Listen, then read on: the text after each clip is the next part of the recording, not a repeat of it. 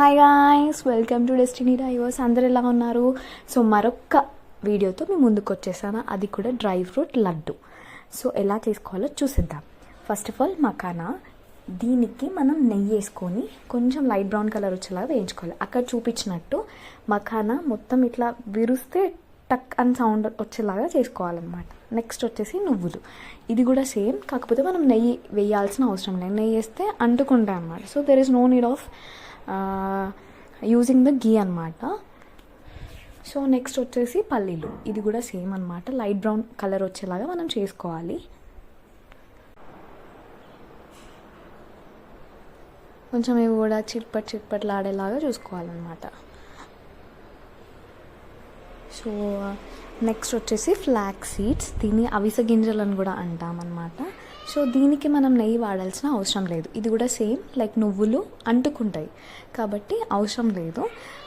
So మనం just అట్లా దాన్ని కూడా చిట్పట్లాడుతున్నట్టు సౌండ్ వస్తుంది. ఆవాలు ఎలా అయితే అవుతాయో ద సేమ్ వే.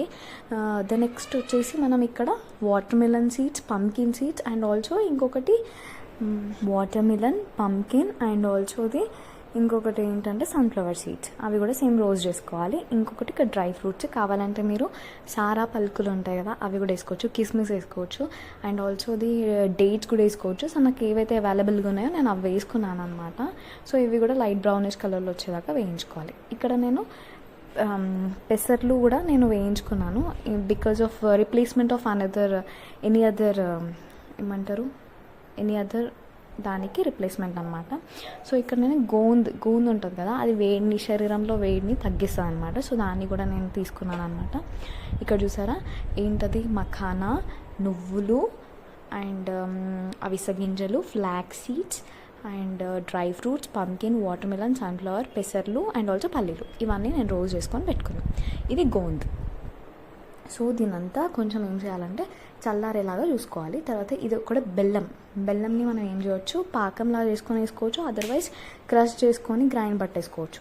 సో ఇదంతా అన్ని గ్రైండ్ చేసి మనం ఒక పౌడర్ లాగా తయారు చేసుకోవాలి. దీనికి ఏం చేయాలంటే మనం చేతికి నెయ్యి రాక్కొని ఉండలుగా చేసుకొని లడ్డులా చేసేసుకొని తినేయడమే గాయస్.